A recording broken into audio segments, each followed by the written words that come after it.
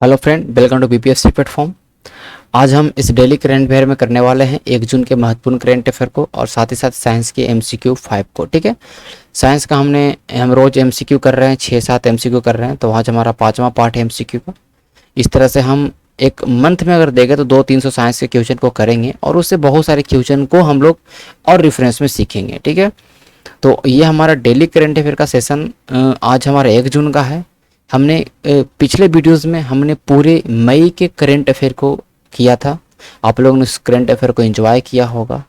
हमने weekly current affair किया भी, तो वीकली भी जिन लोगों ने देखा होगा वीडियो, जो लोग रोज वीडियो देख रहे हैं, मतलब रोज जो 45 मिनट वीडियो में दे रहे हैं, वीकली 45 मिनट वीडियोज़ में दे रहे हैं, मंथली में अगर 1 घंटा वीडियो में देख रहे हैं, तो वो करंट अफेयर तो भाई कहीं से आ जाए, छूटने का कोई चांसेस नहीं है कहीं से भी। और कोई भी यूट्यूब चैनल, कोई भी आपका वेबसाइट हो, कहीं भी आपको नहीं जाना, बिकॉज सारे का निचोड़ है यहाँ पर। उसके लिए मुझे लगता है मेहनत 2-2.5 घंटे हर एक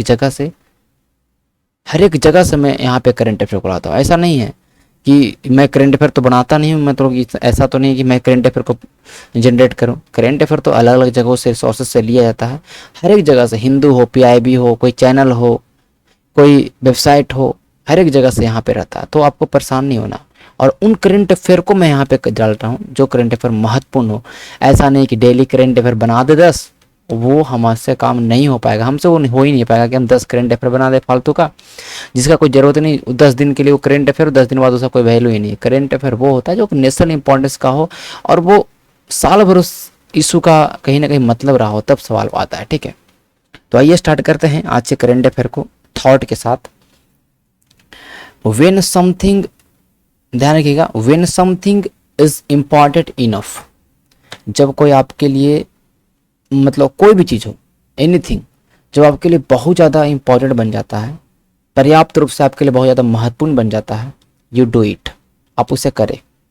even if the odds are not in your favour, जब विषम परिस्थितियाँ भी रहे ना, अगर आपके फेवर में नहीं है, मतलब आपको बहुत ज़्यादा परेशानियों का सामना भी करना पड़ रहा, कुछ भी करना पड़ रहा, लेकिन अगर आपके लिए महत्वपूर्ण चीज़ है तो आप करिएगा। आप एग्जाम्पल ले लीजिए, अगर आपको भूख लगा रहे, बहुत जोर से भूख लगा रहे, आपको मिल ही नहीं रहा है खाना, लेकिन खाना 10 किलोमीटर दूर कहीं होटल है, वहाँ पे खाना है, वहाँ पे आपको जाना, पैदल आप जाइएगा। अगर आपके पास कुछ भी नहीं रहा फिर भी आप पैदल जाइएगा खाने के लिए, कहीं ना कहीं आपके लिए इंपॉर्टेंट इनफ है। तो उसी तरह से बीपीएससी 67 को इम्पॉर्टेंट इनफ बनाइए कि भैया इस बार लास्ट है, कैसे भी निकालना है। उसके लिए आपको 10 घंटे पढ़ना पड़े, 12 घंटा पढ़ना पड़े, पढ़िए। मटेरियल यहाँ पे सब कुछ अवेलेबल है, मटेरियल का कोई दिक्कत भी नहीं है। आज के ज़माने में तो हर एक जगह मटेरियल है। मैंने आपको बहुत सारे बुक्स का नाम बताया कि आप कंफ्यूज ना हो, ये बुक पढ़े। मैंने जो चीज़ बताया बस वही करना है, कुछ करना ही नहीं है। एकदम एक्चुअली रूप से अच्छा तरीका से प्रिपरेशन होगा, बट मेहनत आपको करना। ये Elon Musk, Tesla, Falcon 9 rocket इन्हीं का है, स्पेसएक्स एजेंसी, समझ रहे हैं, इनका है। कितने कम समय में इन्होंने बहुत ज़्यादा ये जो हासिल किया है, आप सोचने की बात है। तो आइए स्टार्ट करते हैं करंट अफेयर को। ये सब कहने की बातें हैं, अगर आप खुद से अंदर से अगर आप मोटिवेट नहीं हो पाइएगा तो ये मोटिवेशन कुछ का काम नहीं आने वाला। तो खुद के अंदर से मोटिवेशन लाइए कि भैया निकालना है तो निकालना है, कुछ हो जाए। नहीं निकलेगा तो फिर कोई इज्जत नहीं रहेगा सोसाइटी में, ऐसा सोच के चलिए, आप निकालिएगा। तो आज का हम हेडलाइन की ओर चलेंगे। वर्ल्ड नो टोबैको डेज, तंबाकू का सेवन नहीं करना है। इसके चीज़ के लिए टोबैको डे मनाया जाता है, नो टोबैको डे मनाया जाता है 31 मई को, मीन्स कल मनाया गया। कॉमिट टू क्विट इसका थीम याद रखना जरूर, ठीक है। कॉमिट टू क्विट मतलब छोड़ने के लिए आप कमिटमेंट करिए कि हम तंबाकू को छोड़ देंगे। आप लोग भी अगर तंबाकू का सेवन करते होंगे तो नहीं पीजिए, बहुत खतरनाक होता है। लिखा भी रहता है कि जहर है, बट फिर भी लोग पीते हैं, वो बात अलग है। 1987 में इस चीज़ का स्टार्ट हुआ नो टोबैको डे मनाने के लिए, और WHO इस चीज़ का मतलब जो है क्या किया जाता है, world no tobacco day WHO के द्वारा ये कंसेप्ट किया गया to bring global attention toward tobacco epidemic and associated preventable death. जो टोबैको बहुत ज़्यादा 200 मिलियन लोग करीब करीब पूरे वर्ल्ड में टोबैको के से बीमार हो रहे हैं, कैंसर से, इसके कारण इनका डेथ हो रहा है। तो इस चीज़ के लिए, इसका अवेयरनेस के लिए इसको मनाया जाता है, ध्यान रखिएगा, ठीक है, और कुछ नहीं। Prime minister Narendra Modi launch PM care for children scheme. बोला वो बच्चे जिनके माता पिता या उनके गार्जियन जिस पर वो डिपेंडेंट थे, कोविड-19 चलते उनका अगर उनका डेथ हो गया है, तो उन बच्चों को, उन अनाथ बच्चों को हम पैसा देंगे। उन अनाथ बच्चों को 10 लाख रुपया दिया जाएगा जब वो हो जाएंगे 18 साल से ऊपर के, ठीक है, पढ़ने के लिए, जो भी चीज़ें करने के लिए। और फिर उनको हर महीने भत्ता भी मिलेगा। हम पीएम केयर्स योजना जो है इसके हम डिस्कस करेंगे कल के करंट अफेयर में, एमसीक्यू में, ठीक है, ध्यान रखिएगा। ये सारा, ये चीज़ आपको बस याद रखते जाना है। आगे है national security advisor NSA Ajit Doval. आपको पता है राष्ट्रीय सुरक्षा सलाहकार कौन है? अजीत डोवाल हैं, जिन्होंने कमीशनड मतलब शामिल किया है इंडियन कोस्ट गार्ड में ऑफशोर पेट्रोल वेजल सजग। पेट्रोल वेजल है, मैं तो कहने का मतलब कि पेट्रोलिंग करने वाला ये जहाज है, पानी का जहाज, ठीक है। सजग इसका नाम है। क्या नाम है? सजग, मतलब सजग रूप से पेट्रोलिंग करेगा। It was dedicated nation to safeguard maritime interest, ठीक है। समुद्र हितों की रक्षा के लिए राष्ट्र को समर्पित है ये जो वेजल है, ध्यान रखिएगा, करंट अफेयर में आएगा, इसको हम कॉल करेंगे। और जितने भी अभी तक इंडियन कोस्ट गार्ड हो, इंडियन नेवी में जो शामिल हुआ हाल में ही, आईएनएस ध्रुव हो गया, इन सब चीज़ों को हम उसमें डालेंगे, ठीक है, कल के करंट अफेयर ऑप्शन में। क्योंकि पढ़ाने का तरीका यही होता है कि जो पिछला करंट अफेयर आपका 2 4 5 दिन का है, उसको ऑप्शन में डाल के हम रिवीजन करवाते हैं। तो मंथली सब तो कुछ है ही नहीं है, अगर आप रोज करंट अफेयर को देखते हैं तो। आगे चलते हैं भैया।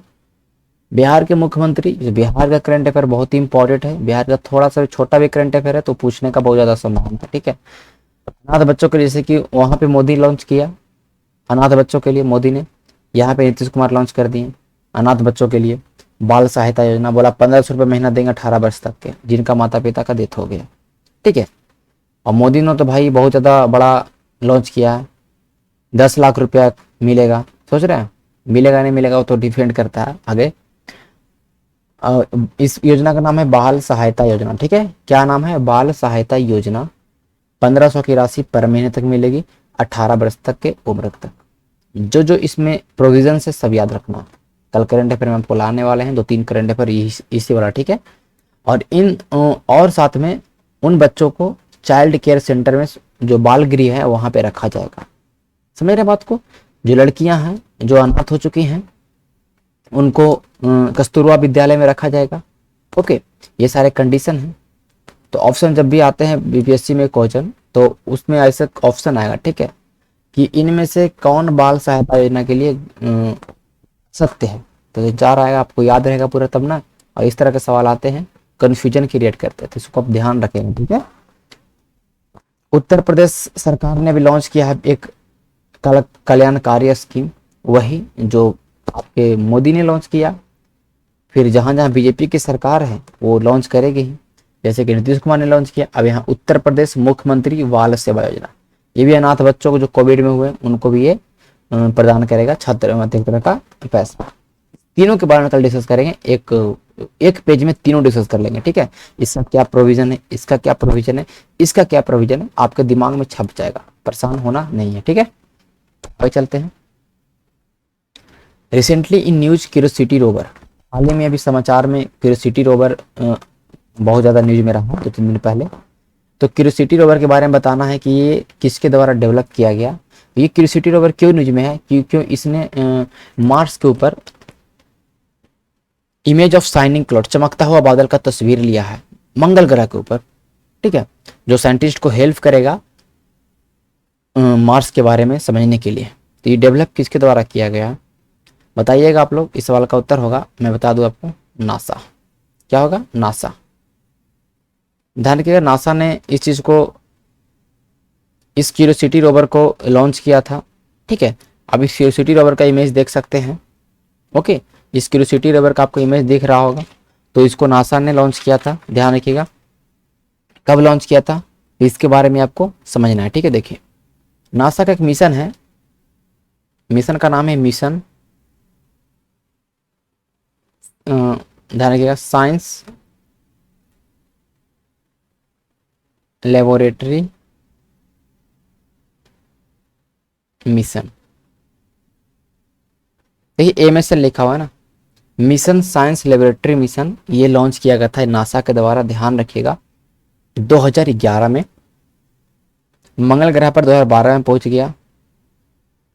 आज ये 9 सालों बाद इसने इमेज भेजा है, ठीक है। वहां पर जो क्लाउड का फॉर्मेशन हुआ है, बादलों का फॉर्मेशन हुआ, उसका इमेज भेजा है, ठीक है, ध्यान रखिएगा। तो वैज्ञानिकों ने बोला कि जो क्लाउड होता है, जो बादल होता है, वो रेड प्लेनेट जो हमारे हैं, मंगल ग्रह जो है, लाल ग्रह, वहाँ पे बहुत ही रेयर होता है, क्योंकि जो वहाँ का जो एटमॉस्फेयर है बहुत ही पतला है और बहुत ही सूखा एटमॉस्फेयर है। तो क्लाउड का फॉर्मेशन बहुत ही रेयर कंडीशन में होता है, और जब भी होता है क्लाउड का फॉर्मेशन तो इक्वेटर के पास होता है, ठीक है, जब बहुत ज़्यादा कोल्डेस्ट हो।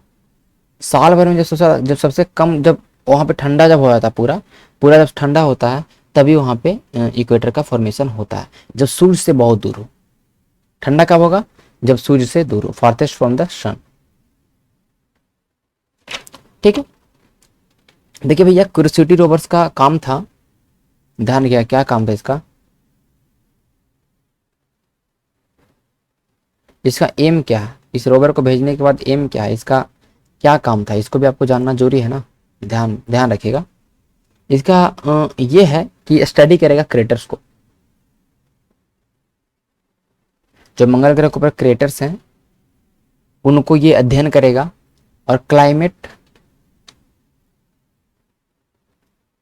एंड जियोलॉजी, जो मंगल ग्रह पर जो क्लाइमेट है, जियोलॉजी है, उस चीज को ये अध्ययन करेगा, ध्यान रखिएगा, समझ रहे बात को। तो ये गेल क्रेटर पर उतरा था, गेल क्रेटर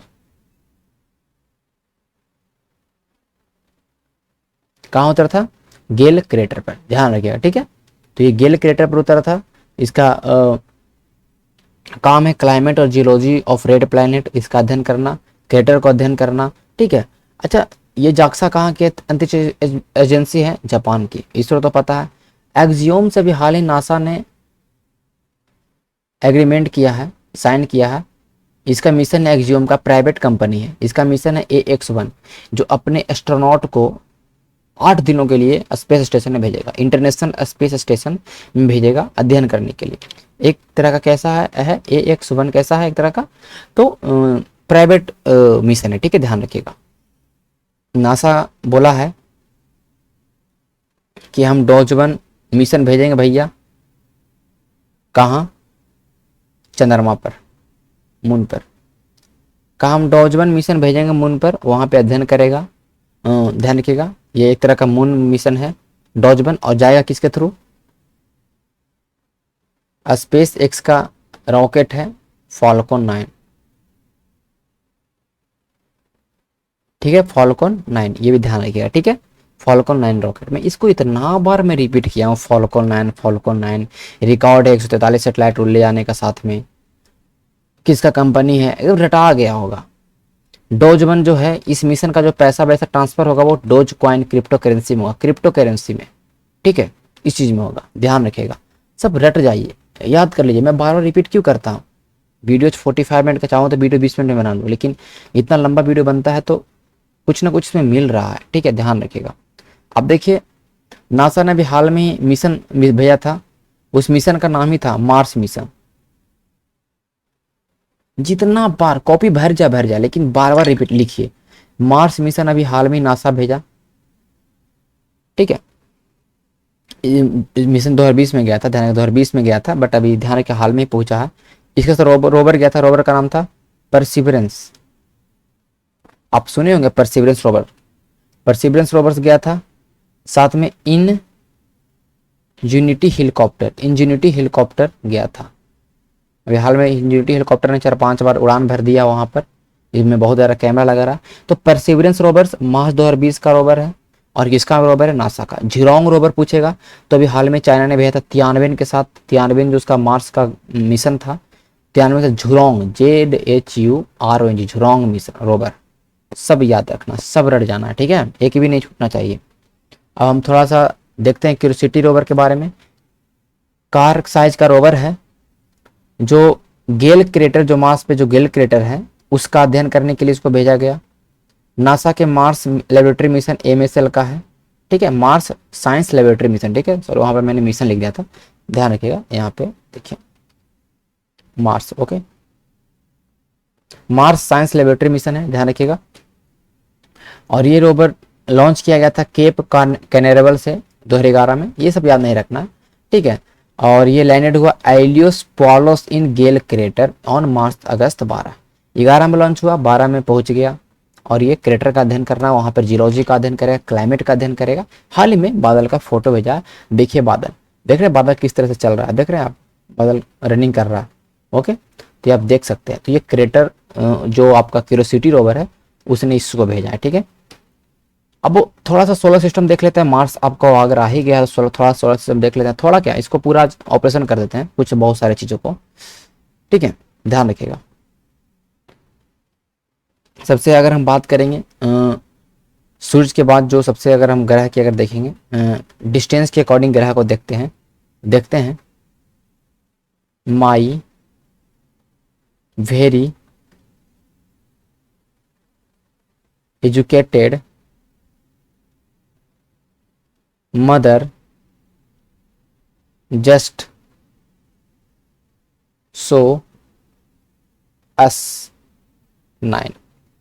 मेरी बहुत ज़्यादा एजुकेटेड माँ ने मुझे बस 9 दिखाया। 9 ग्रह का आपका ये फार्मूला ट्रिक है, my very educated mother just so us 9।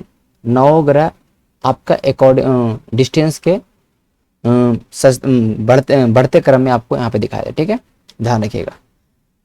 My for mercury, mercury Hindi में बुध, वीनस वेरिस वीनस शुक्र ग्रह, अर्थ पता ही है, मार्स मंगल हो गया, जुपिटर बृहस्पति हो गया, सैटर्न आपका शनि हो गया, यूरेनस, पहले अरुण तब वरुण, कंफ्यूजन नहीं होना, ठीक है, पहले अरुण तब वरुण। देखिए अगर इंग्लिश अरुण में कंफ्यूजन हो, देखिए यूरेनस को उल्टा पढ़िए, अरुण है कि नहीं, देखिए URA, देखिए अरु, ठीक है, इस तरह से कंफ्यूजन नहीं होता। कभी कभी अरुण यूरेनस और अरुण में कंफ्यूजन होता है, वरुण में, ये सब कंफ्यूजन नहीं होना चाहिए, कंफ्यूजन सब हटना चाहिए, ठीक है। देखिए शुरुआत की जो यहाँ तक जो 4 ग्रह हैं इसको बोलते हैं जो ध्यान रखिएगा,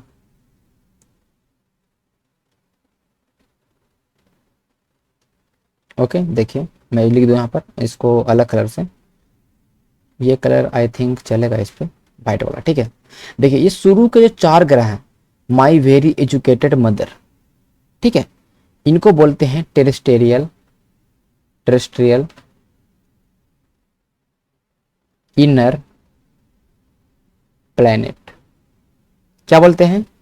टेरेस्टेरियल इनर प्लैनेट या पार्थिव ग्रह। क्यों बोलते हैं? ये ग्रह छोटे हैं और सॉलिड है, मतलब ठोस है, इनका डेंसिटी ज़्यादा है, ये छोटे हैं लेकिन ठोस ग्रह है, इन्हें बोलते हैं टेरेस्टेरियल प्लैनेट या इनर प्लैनेट, चारों को माई वेरी एजुकेटेड मदर। इन सारे ग्रह को बोलते हैं जोवियन प्लैनेट या आउटर प्लैनेट। ये ज्यादातर लिक्विड अवस्था में है, ठीक है, ये लिक्विड अवस्था में है, ठीक है, ध्यान रखिए लिक्विड अवस्था में ये है, मतलब तरल अवस्था में है, ओके, ध्यान रखिएगा। अगर कोई पूछ देना आपको साइज के अकॉर्डिंग इसका बढ़ते क्रम में, एक ट्रिक याद रखिए, Jason, Jupiter, Saturn, Uranus, Neptune, EVM square, earth, Venus, Mercury, Mars. EVM square, EVM square, M का डबल बार, मतलब ए पहले आएगा मरकरी, तब आएगा सॉरी शिफ्ट,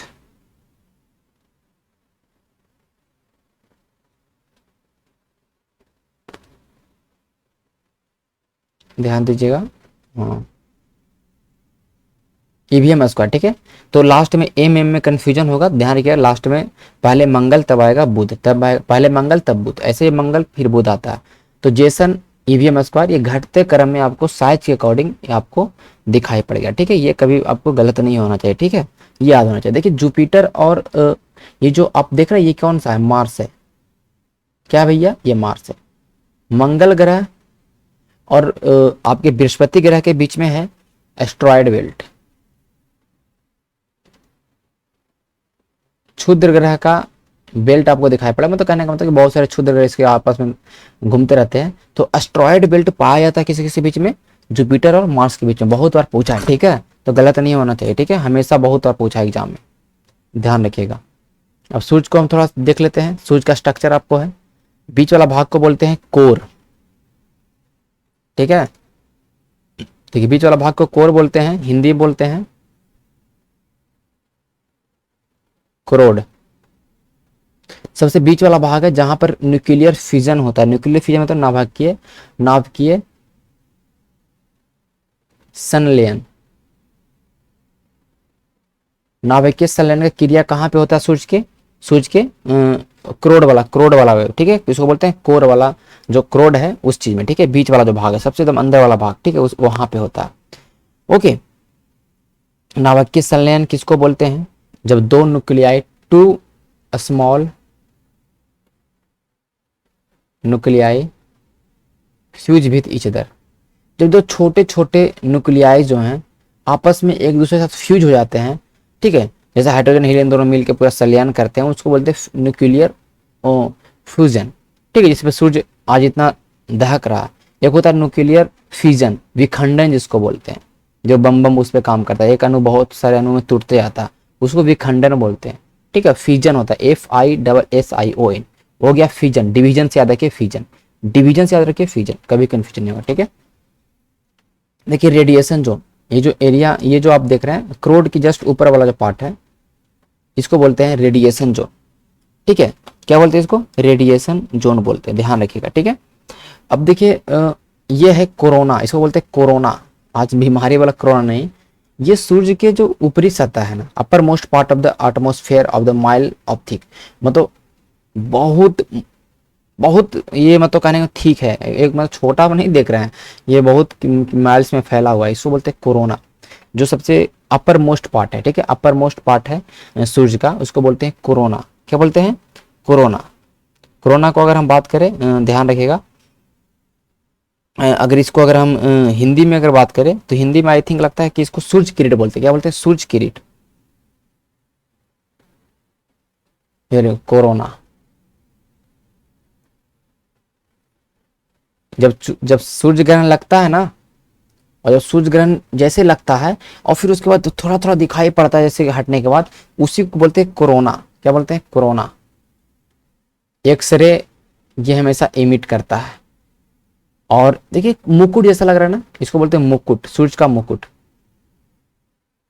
ठीक है। सूर्य ग्रहण के समय दिखाई पड़ता है यही भाग, ठीक है। सूर्य ग्रहण के समय दिखाई पड़ता भाग उसको बोलते हैं कोरोना। अंदर वाला भाग को बोलते हैं कोर। ये है कन्वेक्शन जोन, इसको बोलते हैं कन्वेक्शन जोन, ध्यान रखिएगा, ये है कन्वेक्शन जोन। ओके, देखिए सूर्य के कोर का तापमान आप ध्यान रखिए ना, कोर का तापमान कितना, 1.5 इंटू 10 के पावर 7 डिग्री सेल्सियस। जो सबसे बीच वाला तापमान है ना, 10 के पावर 7 डिग्री सेल्सियस है। ध्यान रखिए सूर्य का जो आउटर सरफेस है जिसको फोटोस्फेयर बोलते हैं, ठीक है। सूर्य का जो आउटर सरफेस है जिसको हम लोग फोटोस्फेयर बोलते हैं, जो बाहरी सतह है, उसका तापमान है 6000 डिग्री सेल्सियस। ध्यान रखिएगा, बात को समझ पा रहे होंगे। देखिए सूर्य, ये देखिए क्रोमोस्फेयर जिसको वर्ण मंडल बोलते हैं, जो आपको हमेशा लाल लाल सूर्य देखते हैं, कभी तो लाल लाल दिखाई पड़ता है, उस एरियाज को बोलते हैं क्रोमोस्फेयर, वर्ण मंडल। क्या बोलते हैं, वर्ण मंडल, ध्यान रखिएगा, ठीक है, वर्ण मंडल बोलते हैं। समझ रहे बात को। अब ये हो गया फोटोस्फेयर, मैंने बता दिया, सबके बारे में मैंने बता दिया क्या क्या, ठीक है। सूर्य के पूरे स्ट्रक्चर को मैंने बता दिया, ठीक है। सूर्य का अगर हम बात करते हैं इसका उम्र है 5 बिलियन ईयर। 1 बिलियन में 100 करोड़ होता है, 5 बिलियन में 500 करोड़ इसका साल इसका उम्र है। तो ये बहुत दिन तक हम लोग कितना बार कितना जन्म ले लेंगे पता नहीं। ठीक है, ध्यान रखिएगा। अगर हम बात करें कि 1 लाइट ईयर इक्वल टू कितना होता है, सब कुछ याद रखना, 1 लाइट ईयर। सिर्फ ऐसे छोटे छोटे जहरीले सवाल हैं कि कभी एग्जाम में आया था तो कन्फ्यूजन लगता है यार ये तो पढ़े ही नहीं थे। तो स्पेशल इन चीज़ के लिए पढ़ना नहीं पड़ता हम लोग को, हमें ये सब करंट अफेयर में ही करना पड़ेगा। 9 के power 9.45 into 10 to power 12 kilometre, 1 light year में इतना दूरी। तो लाइट ईयर किसका मात्रक है, ईयर लगा है तो इसका मतलब ये क्या हुआ, समय नहीं, दूरी का मात्रक है। ठीक है, 9.10 मतलब एक जो जो जो प्रकाश है 1 सेकंड में कितना दूरी तय करती है, 3 लाख किलोमीटर पर सेकंड। ठीक है, ध्यान रखिएगा, 1 सेकंड में। ठीक है, तो इसलिए ध्यान रखिएगा कि जो 1 साल में कितना करती है, तो ये 9.45 इंटू 10 टू पावर 12 किलोमीटर। बात को समझ रहे हैं, इतना। ठीक है, ये हो गया हमारा लाइट ईयर में। एक पारसेक है, 1 पारसेक, पारसेक भी आपका दूरी का मात्रक है। 1 पारसेक में होता है 3.26 लाइट ईयर। ऐसा नहीं कि सवाल एग्जाम में नहीं आया, आया है, समझ रहे, एग्जाम में आया है सवाल। अच्छा, हाइड्रोजन कितना होता है सूरज में, 71%। हीलियम कितना होता है, 26.5%। और फिर बाकी सब मिले अलग अलग रहते हैं। ठीक है, 2.5% में सब रहता है। ठीक है, याद हो जाएगा, आपको समझ में आ जाएगा क्या क्या मैंने बता दिया आज, बहुत सारा। ठीक है, बहुत सारा चीज मैंने आज आपको बता दिया इसके माध्यम से। ठीक है, अब देखिए थोड़ा सा चंद्रमा के लिए ध्यान दे, चंद्रमा क्या, थोड़ा सा एक चीज आप ध्यान दीजिएगा, मैं जो बताऊंगा इधर शॉर्टकट में। एक होता है सुपर मून, ये होता है पेरिजी के समय। पेरिजी में तो क्या होता है, ये पेरिजी जब होता है तभी सुपर मून होता है। सुपर मून में तो कहना क्या हुआ कि आपको मून बहुत बड़ा दिखाई पड़ रहा है, मतलब मून आपके नजदीक आ गया।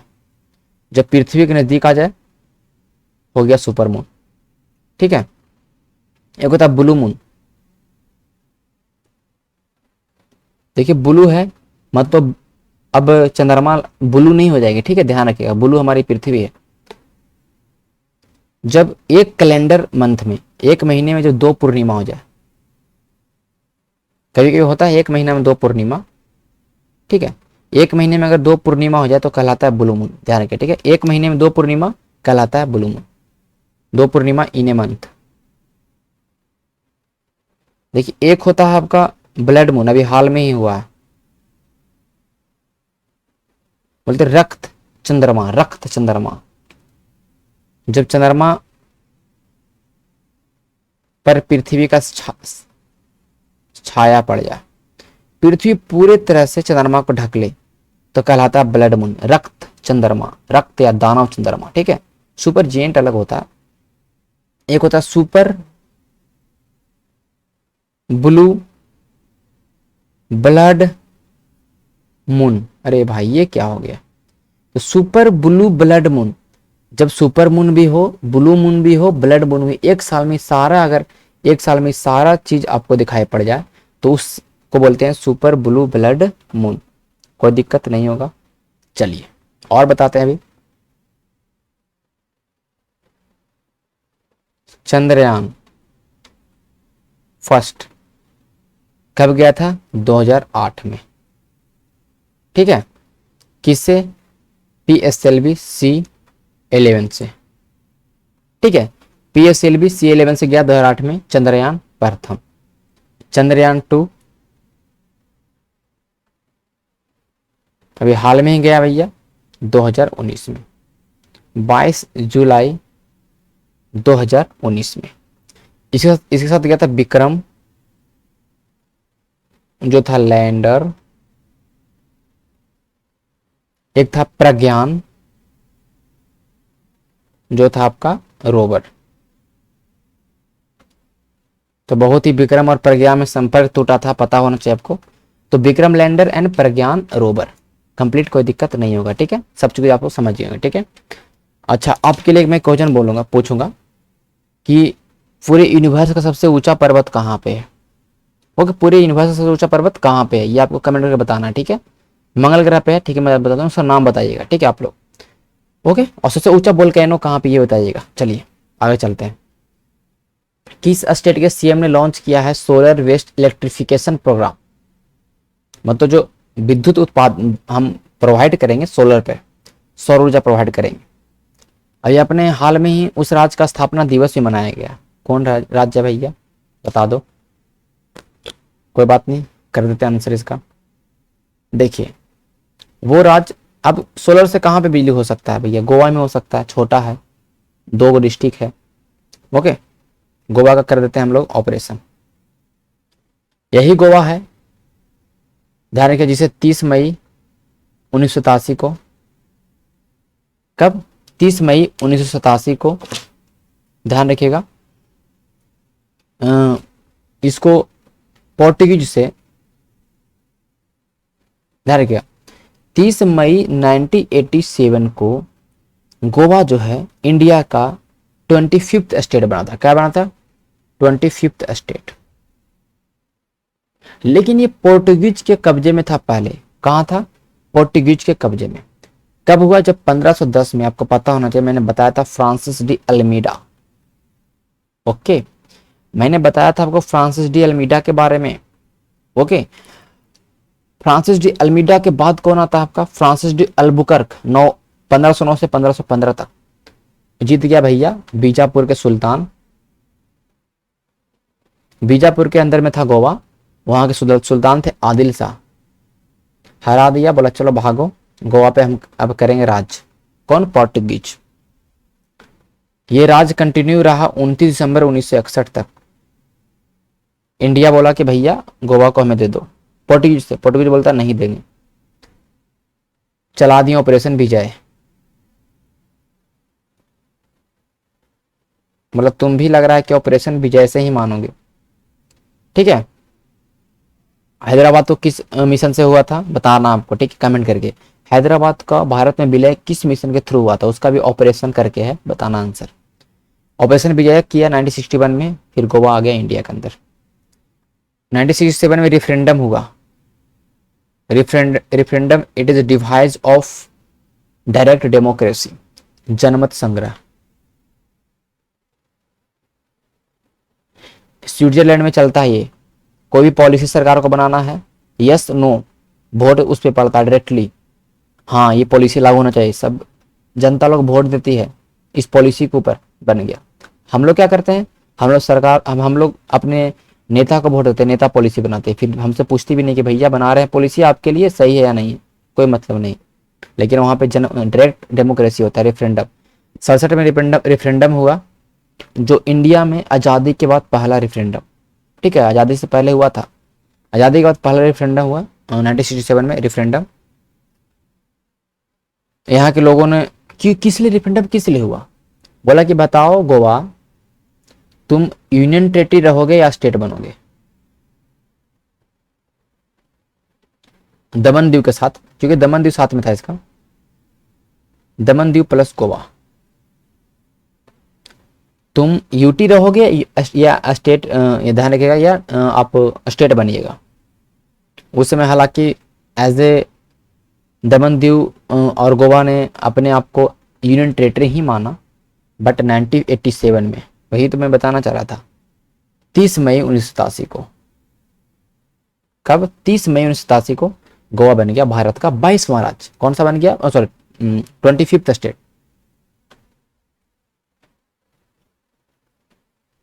कोई दिक्कत नहीं होगा, समझ में आ गया होगा, ठीक है। यही इतिहास हमने खंगाल दिया भैया। गोवा के बारे में बात कर लेते हैं। 2 जिला हैं, लोकसभा का सीट 2 है, राज्यसभा का सीट 1 है, ठीक है, छोटा है। आर्टिकल 44 यूसीसी, समान नागरिक संहिता, यूनिफॉर्म सिविल कोड अपनाने वाला मात्र एक राज्य। यूनिफॉर्म सिविल कोड क्या होता है? अभी बहुत ज्यादा न्यूज में है, मेंस में सवाल बन सकता है कि जितने भी पर्सनल लॉ हैं other than criminal law, criminal law को छोड़कर देखिए, हिंदू का अलग लॉ है, शादी वादी का अलग होता है, तलाक का अलग होता है, मुस्लिमों का अलग है, सारे धर्मों के लॉज को एक लॉज के अंदर लाना, उसी को बोलते हैं यूनिफॉर्म सिविल कोड। ध्यान रखिएगा, समान नागरिक संहिता आर्टिकल 44 में है, तो डीपीएसपी के अंदर में है। डीपीएसपी क्या कहता है कि भैया मेरा मन होगा तो हम डीपीएसपी में जो जो भी एलिमेंट्स हैं हम उसको लागू करेंगे, तुम कुछ नहीं कर सकते हो। सरकार ऐसा लोग बोलने लगे कि भैया डीपीएसपी तो यूसीसी है, हमारे राज्य में लागू कर दो। वो क्या है आपका पता है कि fundamental right and the DPSP are both are different. ये आपको दिया गया है, वादा करते हैं आपके नेता लेकिन देते नहीं है। डीपीएसपी हो गया। फंडामेंटल राइट क्या हो गया, आप देख सकते हैं, आप अपने घर में हैं, आप खाने के लिए आप खाने के लिए आपको दे गए हैं घर वाले, नहीं देंगे तो आप कुछ भी करिएगा, वो फंडामेंटल राइट है। ठीक है, तो ये डीपीएसपी के अंदर है part 4। Directive principle of state policy कहां से लिया गया, आयरलैंड। आयरलैंड विच चोर कहां से लिया, स्पेन। आयरलैंड से लिया इंडिया और आयरलैंड लिया स्पेन से। कंप्लीट, कोई दिक्कत नहीं है। ठीक है, चलते हैं। इसमें मुझे और भी चीजें नहीं बताना, बट एक क्या बता दो। ठीक है, गोवा हर घर जल नल वाला पहला राज्य गोवा। ठीक है, हर घर जल नल वाला पहला राज्य कौन है भैया, गोवा। गोवा में क्या होगा, तो गोवा में ये होगा कि सबको सोलर के थ्रू इलेक्ट्रिफिकेशन होगा। 2 कंपनियां इसके लिए है, रिस्पॉन्सिबल है। कंपनी का नाम लिखते हैं convergence energy service limited, CESL, and GEDA, Goa energy development agency, दोनों मिलके इस काम को पूरा करेगी। ओके, ध्यान रखिएगा। अब चलिए, क्या सोलर पे आ गया ना। दुनिया का सबसे बड़ा फ्लोटिंग सोलर पार्क, तैरता हुआ सोलर पार्क, दुनिया का सबसे बड़ा कहां बनने वाला है, ओंकारेश्वर, ओंकार गलत हो गया ना, ओंकारेश्वर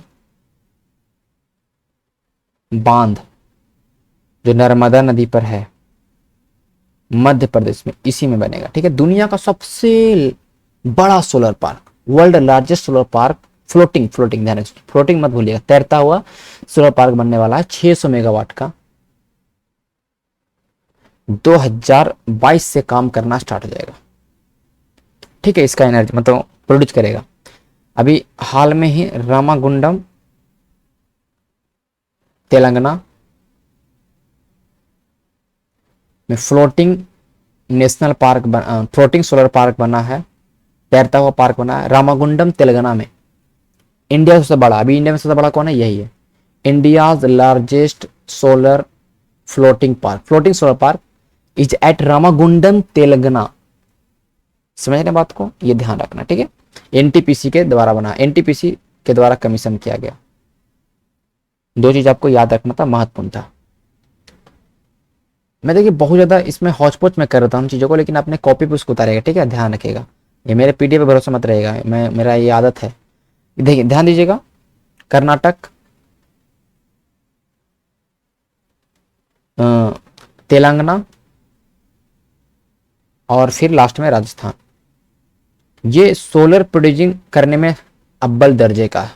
1 2 3, ये सवाल कर्नाटक वाला बीपीएससी 66 में, ध्यान रखिए 66 में आया था ये सवाल।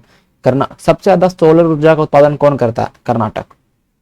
ओके, बहुत सारे लोगों ने क्या मारा, गुजरात। क्यों, क्योंकि गुजरात में सोलर ज्यादा देखने को मिलता है। गुजरात है किस चीज के लिए है, रूफटॉप के लिए।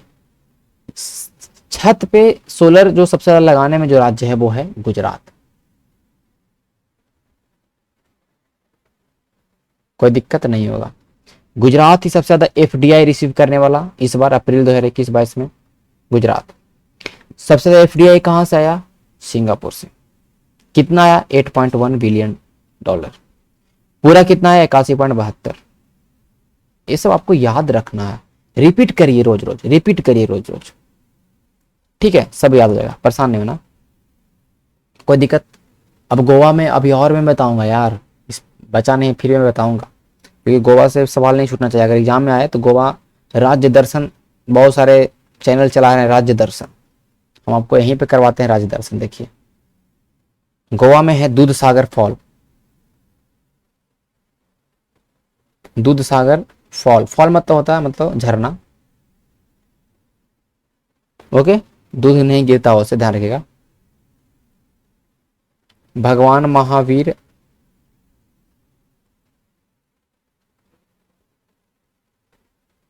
उद्यान,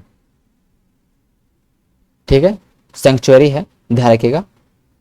भगवान महावीर सेंक्चुअरी, मोलेन नेशनल पार्क, ये कहाँ पे है?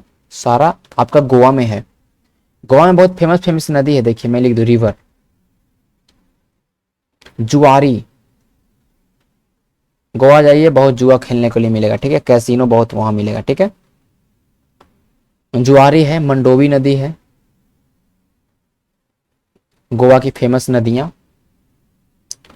आपको याद रखना, ठीक है। गोवा के 2 साइट हैं जिसको world heritage site, world heritage site Goa की यूनेस्को शामिल है। बॉम जीसस बेसिलिका चर्च है, बॉम जीसस बेसिलिका, यहाँ पे ध्यान रखिएगा कि जो संत जेवियर थे, फ्रांसिस जेवियर एक क्रिश्चियन थे, एक रोमन कैथोलिक पादरी थे, जिनका यहाँ पे रेलिक्स रखा, मतलब उनका अवशेष रखा हुआ। तो Bom Jesus basilica of Goa और church and the convent of Goa, church and convent of old Goa.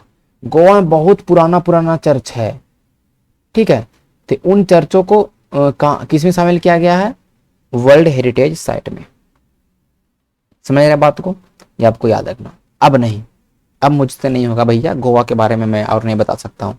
एक मारमुगाओ बंदरगाह गोवा में है बस, ठीक है, ध्यान रखिएगा। आगे चलते हैं। गोवा को मैंने तो बहुत ज़्यादा ऑपरेशन किया है यहाँ पे, इतिहास से लेकर ज्योग्राफी से लेकर सब कुछ मैंने बता दिया, ठीक है।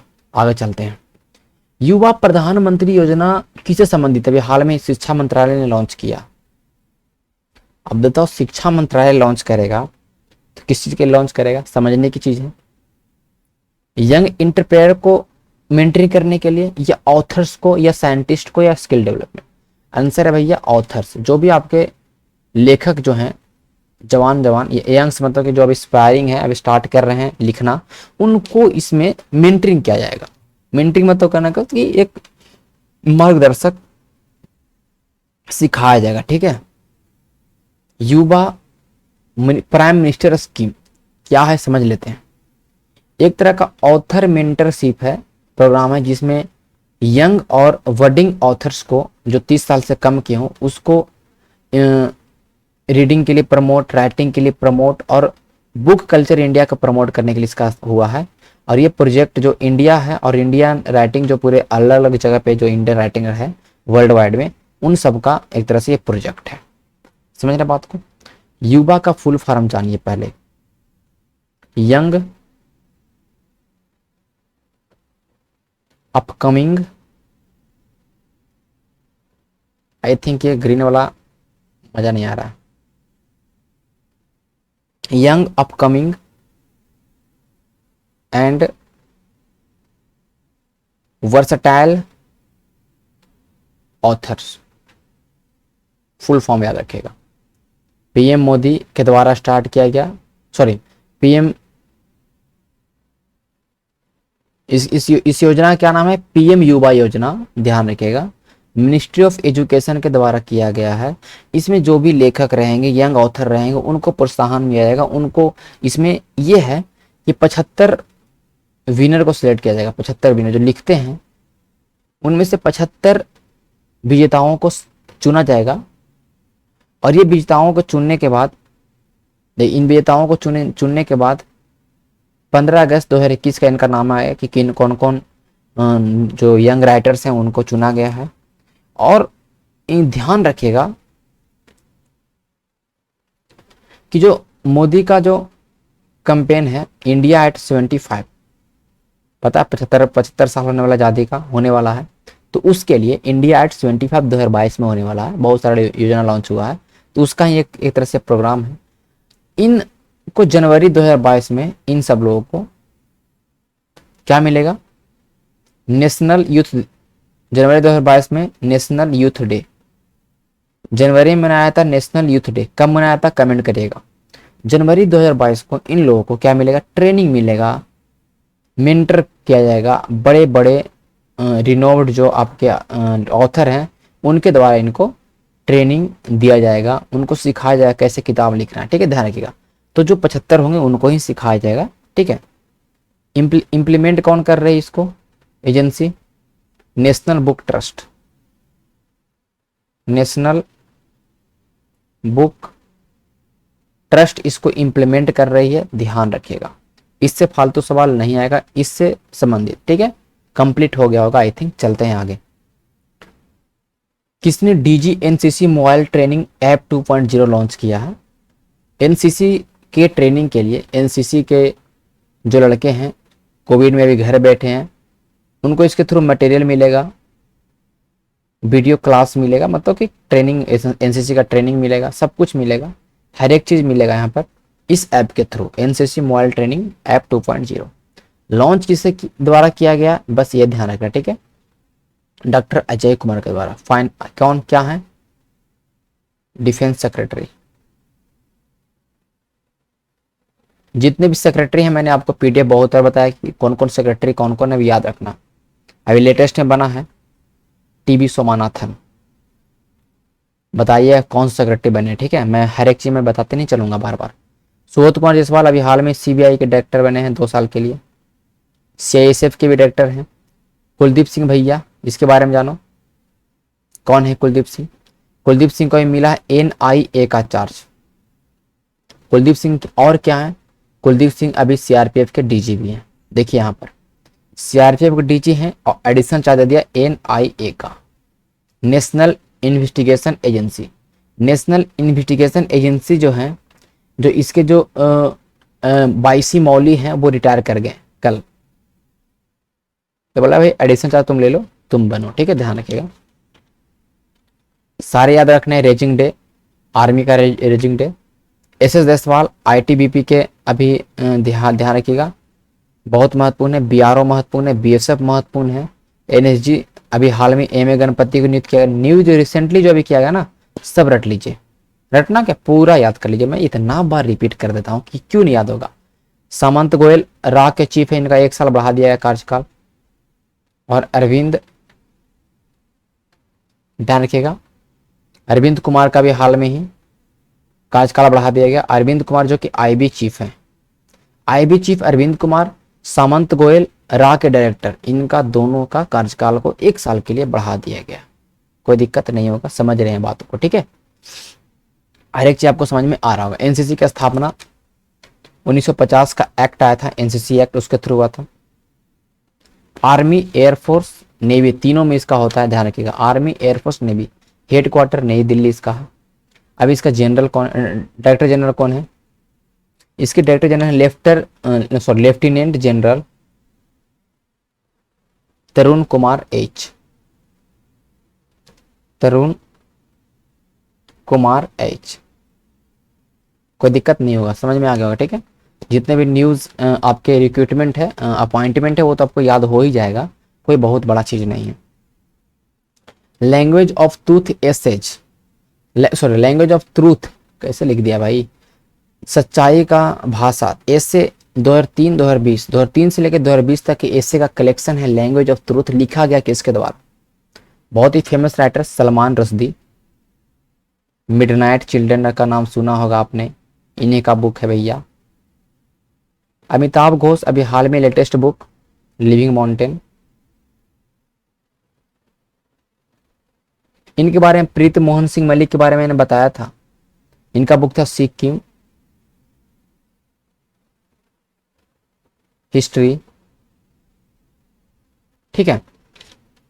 प्रीत सिंह मोहन का बुक है Sikkim history of interview and alliance. बस सिक्किम याद रखा तो आपको ध्यान में आ जाएगा, ठीक है। प्रीत सिंह मोहन। झुम्पा लाहिरी इंडियन अमेरिकन, एक तरह से, sorry Indian American, I think Indian American या इंडियन ब्रिटेन के ऐसे कुछ है, ध्यान रखिए, है इंडियन भारतीय मूल की हैं। इनका किताब है, इनका एक किताब बहुत फेमस है, ये पुलित्जर अवार्ड भी मिली इनको मिला है। इनका किताब का नाम है वेयर अवार्ड्स, वेयर अवार्ड्स, इनका किताब का नाम है वेयर अवार्ड्स। ठीक है, इनका ही पहला एक किताब था आईएस, आईएस मत समझे, ठीक है इसको, ये इटालियन लैंग्वेज में है, डव मी तरोबो, इटालियन में ये किताब लिखे थे, इसी किताब का ट्रांसलेट कर दी है खुद से, उस किताब का नाम है इंग्लिश वर्जन में वेयर अवार्ड, झुम्पा लाहिरी के द्वारा। ये पुलित्जर पुरस्कार की विजेता भी रह चुकी हैं, तो ये आपको याद रखना है। समझ रहे हैं बात को? कंप्लीट, कोई दिक्कत नहीं है। कमेंट करके बताइएगा Asian geopolitics past and present किसके द्वारा लिखा गया, कमेंट करके बताना। नेहरू तिब्बत एंड चाइना किसके द्वारा लिखा गया, ये दोनों का कमेंट करके आपको बताना है। ये दोनों बुक का नाम मैंने बताया, कमेंट करते रहिए, आपको याद होते रहेगा चीजें। उसमें आपको क्या हुआ, अरे यार ये तो याद नहीं है, पूछ दिए कैसे भी, तो हो सकता है आप देख के बताएंगे, लेकिन देखिएगा तो 2-3 बार देखने से चीजें दिमाग में छप जाता है। ठीक, बहुत अच्छा तरीका है, कमेंट जरूर करिएगा, ठीक है। सलमान रश्दी का किताब है, देखिए लैंग्वेज ऑफ ट्रूथ।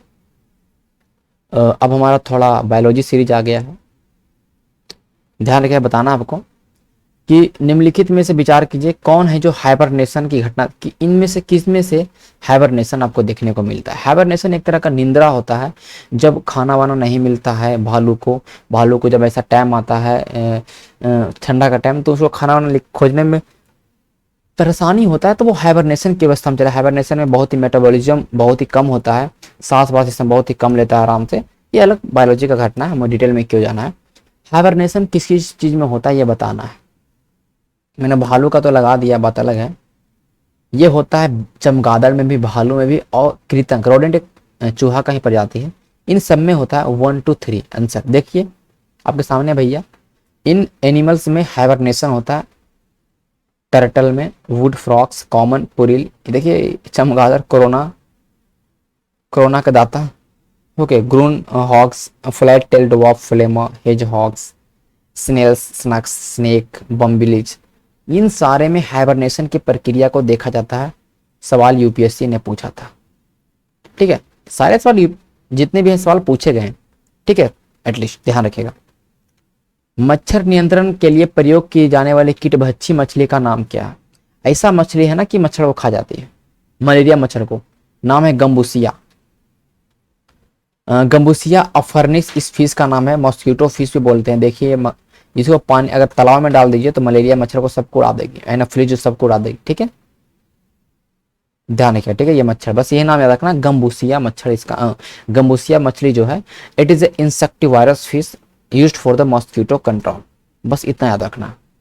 डिवाइस का नाम बताइए जो आपके विद्युत धारा को नापती है। विद्युत धारा बोले, इलेक्ट्रिक करंट बोले तो अमीटर, ठीक है। वोल्ट मीटर, पोटेंशियल डिफरेंस, विभवांतर इसको बोलते हैं ना, विभवांतर। अक्रॉस टू टर्मिनल्स, दो टर्मिनल के बीच में पोटेंशियल डिफरेंस को नापते हैं, उसको बोलते हैं हम लोग वोल्ट मीटर, ठीक है। अभी और भी है भैया, वोल्टा में देखिए, हाँ पोटेंशियल मीटर, ध्यान रखिए, ये जो है पैरेलल में जोड़ा जाता है। वोल्ट मीटर है जो पैरेलल में, हमेशा इसको हम समानांतर में जोड़ते हैं। इसका रेजिस्टेंस बहुत ही हाई होता है। रेजिस्टेंस कितना होता है? हाई। एग्जैक्टली उल्टा होता है एमीटर में। एमीटर को हम लोग सीरीज में जोड़ते हैं, रेजिस्टेंस 0 होता है, और 0 रेजिस्टेंस वाले, 0 प्रतिरोधक वाले रेजिस्टेंस को क्या बोलते हैं? Ideal ammeter, use for electric current measure. Voltameter, voltameter से कंफ्यूज नहीं होना भैया, वोल्टामीटर से आपको कंफ्यूज नहीं होना। वोल्टामीटर आपको इलेक्ट्रोलाइटिक, जो इलेक्ट्रोलाइटिक सॉल्यूशन होता है ना, ध्यान रखिए, इलेक्ट्रोलाइटिक सॉल्यूशन जो होता है उसमें इलेक्ट्रिक चार्ज को ये मापता है, इलेक्ट्रिक चार्ज को मापता है, उसमें इलेक्ट्रिक चार्ज को मापता है इलेक्ट्रोलाइटिक सॉल्यूशन में, ठीक है। इलेक्ट्रोलाइटिक सॉल्यूशन आपने केमिस्ट्री में पढ़ा होगा। पोटेंशियोमीटर, ये ध्यान रखिएगा, ये वोल्टेज को नापता है, वोल्टेज को मापता है, भी कंट्रोल भी करता है, रेगुलेट भी करता है। आपके घर पे स्टेबलाइजर होगा, उसमें ऐंठने वाला दे रहता है, पोटेंशियोमीटर होता है। आपके घर में एम्पलीफायर होगा, आपके घर में रेडियो होगा, उसको ऐंठने वाला जो होता है ना, वॉल्यूम बढ़ाने के लिए, वो है, उसमें इस्तेमाल होता है पोटेंशियोमीटर। क्या होता है? That is potentiometer. समझ रहे बात को? देखिए ध्यान रखिएगा इसके बारे में, एमीटर के बारे में। एमीटर एक होता है गैल्वेनोमीटर, दोनों में थोड़ा डिफरेंस, सवाल छूटना नहीं चाहिए बस, ठीक है, कहीं से हो। देखिए एमीटर जो है और गैल्वेनोमीटर है, इसके बारे में। एमीटर तो पैरेलल, देखिए जब एमीटर को जोड़ देंगे पैरेलल में तो बन जाएगा गैल्वेनोमीटर। तो ये सीरीज, ये पैरेलल, ये मापता है ध्यान रखिएगा मैग्नीट्यूड ऑफ करेंट, विद्युत धारा का ये मैग्नीट्यूड को मापता है। ये भैया विद्युत धारा के स्ट्रेंथ को मापता है, strength and direction of a small current, छोटे छोटे करेंट को, मतलब कम मात्रा का जो करेंट है उसको ये नापता है गैल्वेनोमीटर। गैल्वेनोमीटर, समझ रहे बात को। अगर हम बात करेंगे इसका इस्तेमाल हम लोग कहाँ करते हैं, इलेक्ट्रिक सर्किट में। कहाँ करते हैं, इलेक्ट्रिक सर्किट में, विद्युत जो परिपत्र होते हैं, ठीक है, उसमें गैल्वेनोमीटर का इस्तेमाल करते हैं ब्रिज और पोटेंशियोमीटर में, ब्रिज एंड पोटेंशियोमीटर में। ब्रिज एंड पोटेंशियोमीटर में इसका इलेक्ट्रिक सर्किट में, अमीटर हो गया सीरीज में, मैग्नीट्यूड को दिखाता है, कोई दिक्कत नहीं होगा। ये भैया एसी एंड डीसी दोनों को माप सकता है। कौन, एमीटर, ये केवल ओनली डीसी को मापेगा। चलिए कोई दिक्कत नहीं होगा, इस तरह से सवाल कहीं से आएगा, इन चारों से आएगा तो आई थिंक आप कर पाइएगा, गलत नहीं होगा। आगे चलते हैं आप नेक्स्ट सवाल की ओर। नेक्स्ट सवाल जो हमारा होगा फिजिक्स का होगा। आर्द्रता मापने के लिए किस यंत्र का प्रयोग किया जाता है। देखिए जो ह्यूमिडिटी मापने के लिए जिस यंत्र का प्रयोग किया जाता है, ध्यान रखिएगा, उसको बोलते हैं हम लोग हाइग्रोमीटर। देखिए जब आपको ह्यूमिडिटी नापना है, ह्यूमिडिटी मापना है, तो उसके लिए इस्तेमाल क्या करेंगे, ग्रोमीटर का। ध्यान रखिएगा ग्रोमीटर, इस चीज को ध्यान रखिएगा। ह्यूमिडिटी के लिए हम करेंगे हाइग्रोमीटर का। देखिए हाइड्रो से क्या नापाता है, इससे नापाता है रिलेटिव डेंसिटी, घनत्व, सापेक्ष घनत्व इससे नापाता, ठीक है, या तो specific gravity.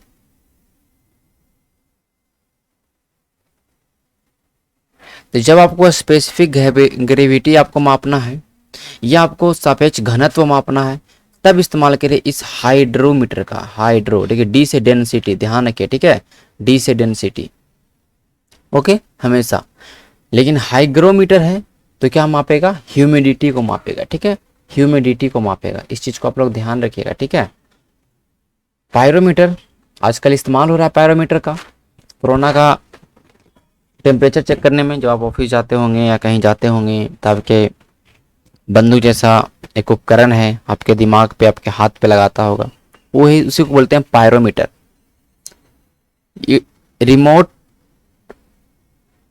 Sensing thermometer,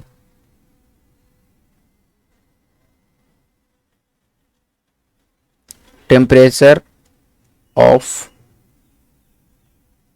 distant object, दूर की वस्तु का टेम्परेचर माप लेगा ये, ठीक है, जैसे इस तरह से होता था, बंदूक जैसा बना हुआ, ध्यान रखिएगा,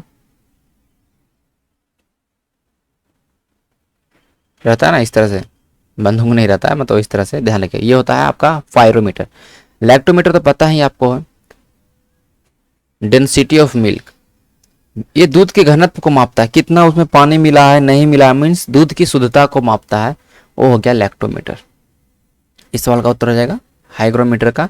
ये बीपीएससी ने सवाल पूछा था, इसके पिछला जो मैंने सवाल बताया बीपीएससी ने सवाल पूछा था, ये यूपीएससी ने पूछा था, ध्यान रखिएगा, ठीक है, ये सारे सवाल। अब नीचे वाला ये सवाल है, दोनों सवाल जो आपके केमिस्ट्री के हैं वो दोनों सवालों को यूपीएससी ने पूछा है, ये ध्यान रखिएगा, ठीक है। और ये सवाल थोड़ा कंसेप्चुअल है, एक पीरियोडिक टेबल पर डिपेंड करता है, लेकिन हम बस कंसेप्ट को समझेंगे और कुछ भी नहीं करना।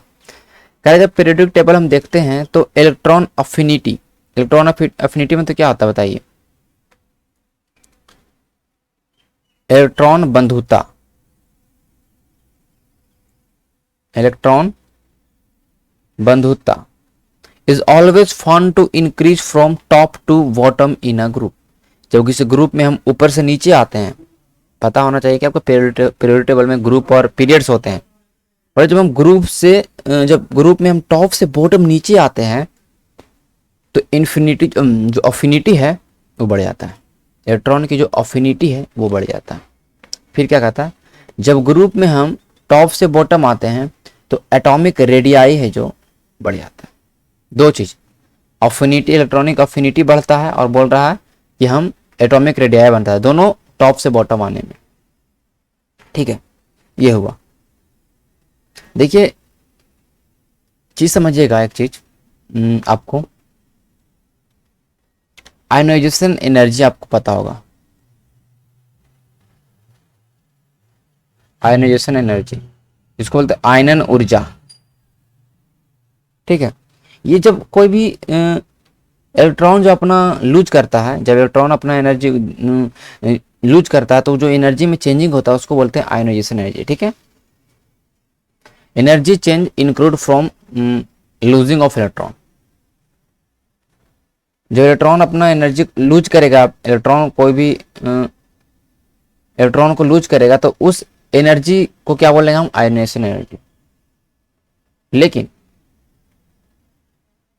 बंधुता मतलब क्या हुआ, दोस्ती निभाएगा, मतलब इलेक्ट्रॉन है जो इलेक्ट्रॉन को जब गेन करेगा, जब इलेक्ट्रॉन को गेन करेगा तब एनर्जी जो आएगा वो होता है इलेक्ट्रॉन अफिनिटी। ये दो तो आप समझिएगा। ठीक है, तो हमेशा आप ध्यान रखिएगा, जब भी गेनिंग इलेक्ट्रॉन की बात करते हैं हम पीरियोडिक टेबल में, तो टॉप से बॉटम आते हैं तो कमते जाता है। ठीक है, ध्यान रखिए, नेगेटिव जाएगा। जब ये पीरियोडिक टेबल बना लें, जब टॉप से बॉटम, ऊपर से नीचे आएंगे, टॉप से बॉटम, तो नीचे आ रहे हैं तो नीचे होगा, कौन नीचे होगा, इलेक्ट्रॉन अफिनिटी। इलेक्ट्रॉन अफिनिटी जब ऊपर से नीचे आएगा तो क्या हो जाएगा, घट जाएगा। तो क्या हो जाएगा, घट जाएगा। लेकिन क्या इसमें बोला है, कहा भैया बढ़ जाएगा। पहला तो असर्शन गलत हो गया। ठीक है, तो ये दोनों ऑप्शन तो छू नहीं सकते क्योंकि इसमें दोनों में लिखा है ट्रू ट्रू। ठीक है, करेक्ट ग्रुप में एटॉमिक रेडियाई बढ़ता है। ठीक है, जैसे ग्रुप में हम नीचे नीचे आएंगे तो एटॉमिक रेडियाई बढ़ता है। क्यों, क्योंकि जो इलेक्ट्रॉन है वो दूर चले जाता है, न्यूक्लियस से दूर चले जाता है। इस तरह से जो इलेक्ट्रॉन और न्यूक्लियस का रिएक्शन, जो अट्रैक्शन होता है वो कमते आता है ऊपर से नीचे आने के बाद। तो हमें कहने का मतलब ये कि एटॉमिक रेडियाई बढ़ता है। 2 सेकंड वाला सही है। क्या हो भैया, जब टॉप से बॉटम आएंगे, इलेक्ट्रॉनिक अफिनिटी के उल्टा है रेडियाई। इलेक्ट्रॉन को गेन वेन कर रहे हो तो वो तो भाई घटेगा। लेकिन अब एटॉमिक रेडियाई की बात करें अगर हम, ठीक है, तो वो क्या होता है, बढ़ता है। तो ए इज ट्रू तो है नहीं, A is false but R is true. ध्यान रखिएगा, यूपीएससी 2003 का ये सवाल है। ठीक है, प्री में, मेंस में तो सवाल ऐसे आते नहीं। आगे चलते हैं।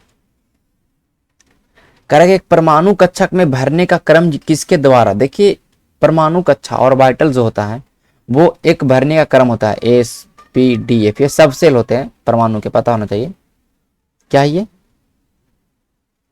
सब सेल होते हैं ना, एस पी डी एफ आपने पढ़ा होगा। तो एस पी डी एफ में कब किस में पहले भराएगा, किस में पहले जाएगा, ये सारे सब सेल हैं। क्या है, सब सेल। ऑर्बिटल्स हैं तो किस में पहले भराएगा, ये कैसे डिपेंड होता है, ये किसके द्वारा डिपेंड होता है कि पहले इलेक्ट्रॉन इसमें भराया, पहले इलेक्ट्रॉन इसमें भराया, किस में जाएगा, ये डिपेंड करता है अफवाह प्रिंसिपल पर। अफवाह प्रिंसिपल क्या कहता है, अफवाह प्रिंसिपल कहता है कि जो इलेक्ट्रॉन है वो ऑक्युपाई करेगा लो एनर्जी ऑर्बिटल। जहां कम एनर्जी रहेगा भैया वहां पे हम जाएंगे। लोअर एनर्जी सबसे पहले, मतलब फर्स्ट, ठीक है, फर्स्ट मैं लिख दूं, फर्स्ट पहले लो एनर्जी के पास करेगा, फिर उससे आगे बढ़ेगा, फिर धीमा धीमा धीमा, लेकिन सबसे पहले लो एनर्जी जो अवेलेबल होगा उसी में इंटर करेगा, फिर उसके ऊपर धीमा धीमा जाके हायर एनर्जी की ओर जाएगा। तो जो ऑर्बिटल जो जिस ऑर्डर में फिल होता है वो इंक्रीजिंग एनर्जी ऑर्डर में, इंक्रीजिंग मतलब कि आरोही क्रम में, मतलब कि कम से धीमा धीमा, मैं लिख दूं इंक्रीजिंग ऑर्डर। जहाँ पर जितना कम एनर्जी वहाँ पे पहले जाके इलेक्ट्रॉन भर जाएगा। कैसे? अब ये कैसे डिटरमाइन होता है? इसके लिए फॉर्मूला है N प्लस एल।